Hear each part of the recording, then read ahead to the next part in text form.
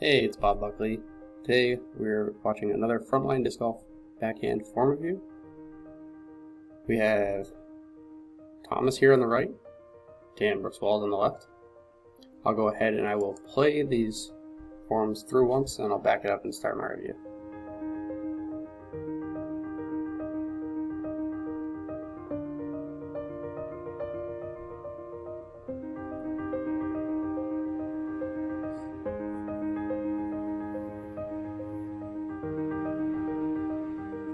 Okay, so the first bullet here, I literally leave this bullet here, I never delete it, because 99% of the reviews I do have that there. I'll start with the second bullet here. I cut your walk up to a 3-step, so it matches up with Dan's. Dan does a 3-step. If a 4-step walk up is more comfortable for you, that's fine. There's nothing wrong with it, but a 3-step is much easier to work with. Less movement is always more repeatable. That's always my motto.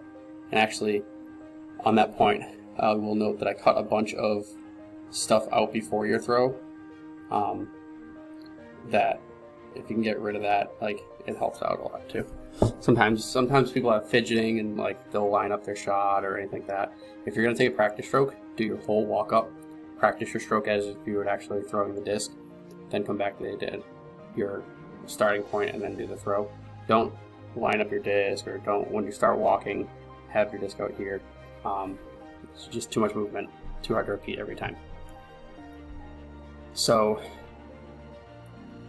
I prefer a 3-step, but I mean, there's like James Conrad who takes like 10 steps. So whatever's comfortable, whatever helps the timing work, go with that. Just know that a 3-step is much easier to work with and much easier to tweak. Okay, now I'll go back to the first bullet. Get your left hand off the disc. Everybody does it. Paul McBeth does it. All the pros, most of the pros do it. However, you'll notice that when the pros do it, when Paul McBeth does it, when Dan here does it, as soon as they start moving forward, that left hand comes off the disc. And I'll show you what I mean. So as soon as Dan starts to move forward, that left hand comes down.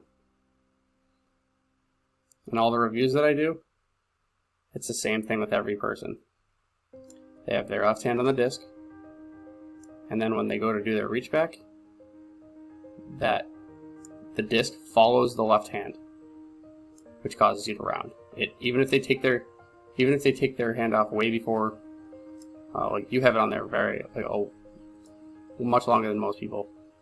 But even if they take their hand away earlier, it still tends to follow that left hand. So as soon as you go to take that first step, take that left hand off the disc and just put it down by your side.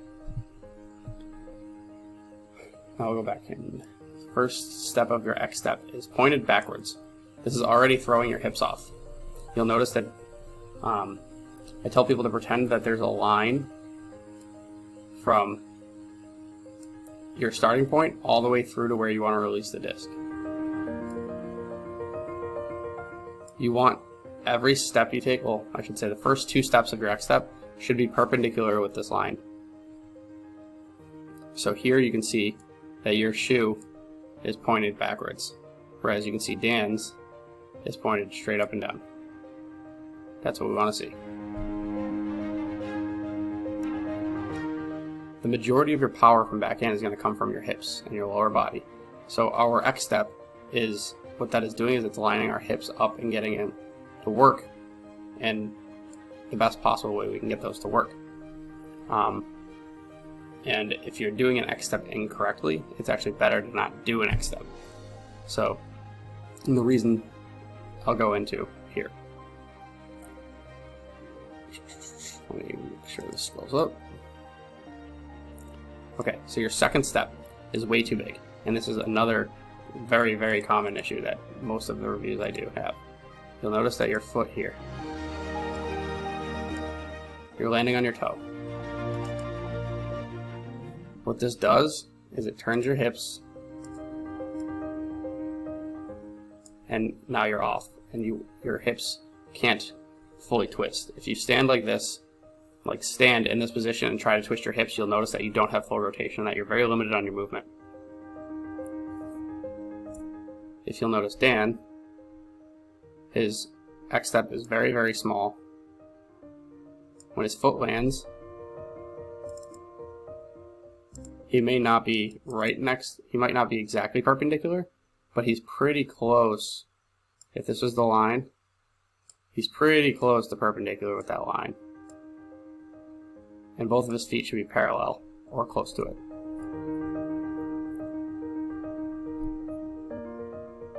And again, with that nice small X step, you'll notice that you have way better rotation in your hips, and you can fully engage them when you start to begin your throw. So the timing on the reach back is very important. You're already kind of set yourself up for failure because you're still holding on to the disc.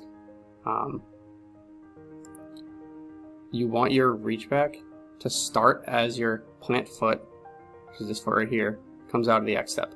You'll notice on Dan's, as his foot comes out of the X step, his arm begins to reach back. It actually looks like he's doing like a dance where like it's the same motion. And I typically do this in every video and show people. So as watch his plant foot here, along with his hand here, you'll notice that they move at the same time.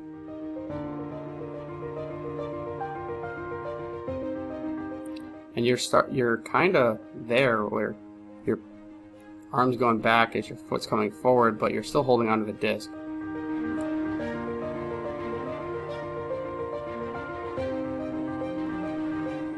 And you're reaching back with your, like you're almost extending back with your elbow. Whereas Dan doesn't, it's called like making the disc levitate or walking around the disc. You'll notice the disc doesn't move too much. So Dan's body is moving forward, but the disc is staying where it's at. He's not actually physically reaching back.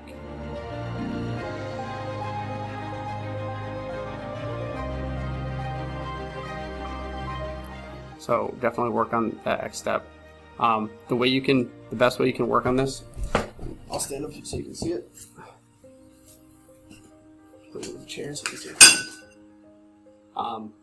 If you stand in this X step here, you can just stand in your X step and reach back. Let me make the video bigger so you can see it full screen. So if you're standing here, stand in your X step and reach back. And you'll notice that should go at the same time. Your arm and your leg should move at the same pace. And let me scroll this up now.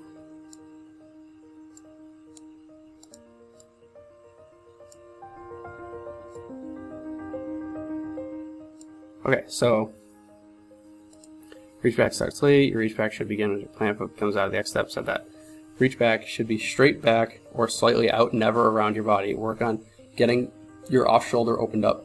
Stop reaching across your chest. So, another thing a lot of people do is they reach across their body, and this is how rounding happens, and you're limiting the amount of rotation that you're allowing your body to do. You want to get this shoulder here, that way. You'll notice as soon as my shoulder goes back, I can reach further back, and I'm not reaching across. Reaching straight back or slightly out. I've heard some pros say to reach back towards the back corner of the T-pad. I like to reach straight back. And as long as you are actually straight, there's nothing wrong with that. But when you start to get off this line slightly, that's when you start to see rounding. Final step of the X step is the only step which should not be perpendicular to the line, and you are perpendicular to the line. So you want to be stepping with a closed toe on your last step. So, I mean, Dan's foot is kind of perpendicular still, but you got to make sure that you're stepping with a closed foot, and you want to be landing on that toe. You're landing on your toe. But you're landing like on your toe and not like the ball. You want to be landing on the ball of your foot and then pivoting to your heel. I forgot the word for it for a second. And then pivoting to your heel. So you're kind of landing, you look like you're about to land on your toe, and then you kind of land flat-footed. And wait for this to come out, and then you're rotating. Okay, so you're not as bad as I originally thought it was when I first saw it. And then the last thing I have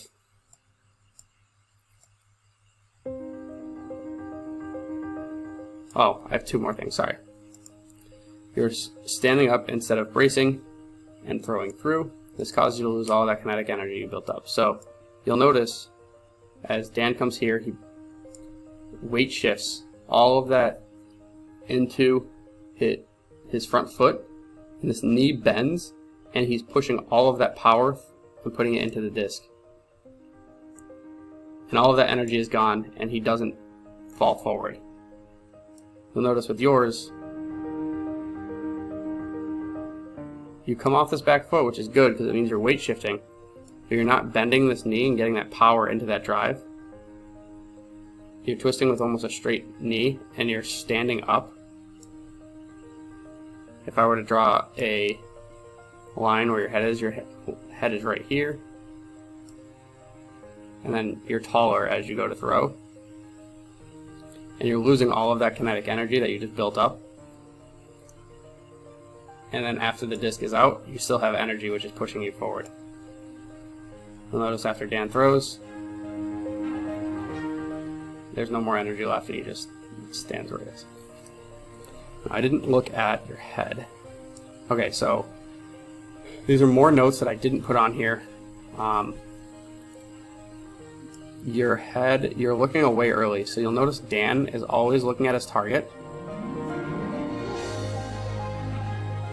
until his front shoulder pushes his chin away and he's not able to look at his target anymore, and then his head stays turned until he releases the disc, and now after the disc is out of his hand and his head is still away from the target, and then he follows through and looks at his shot.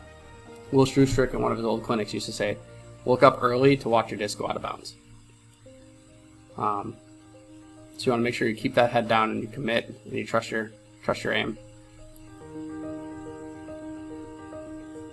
And I'm trying to see if I missed anything. I know this is a lot. Your follow through is very good. Oh, my last note on here. So I always go to the first frame I can see with the disc out of the person's hand, which is right here. You'll notice that your hand is open. Come on, zoom.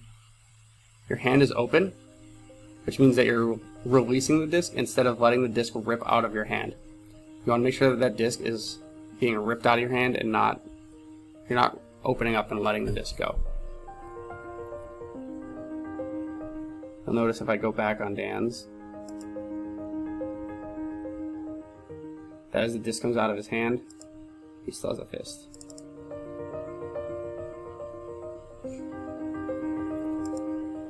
Alright, I know that's a lot. I tried to go as in depth as I possibly could. I apologize for it taking so long for this video. I like to put like a good amount of effort into each video instead of just rushing through it. I hope it helps you. I will tell you, when you go out to the field and you start working on this stuff, try to pick one thing at a time and work on it until it becomes a habit. If you try to break it down and do everything at once, your body gets confused, your mind gets confused, it becomes frustrating, and you'll see a major setback. Now, you should see a setback. You always step backwards before you step forward. It happens. It happens to everybody when they try to fix their form. Don't let that discourage you. You need to keep at it, keep putting the field work in. Eventually, it'll all work out. Thanks for watching. I hope it helped you out. This is one of my longer videos, but I wanted to make sure you got a quality video and a really good breakdown because we waited so long. If you have any questions, feel free to reach out to us, and Dan and Mike will be in touch with you shortly.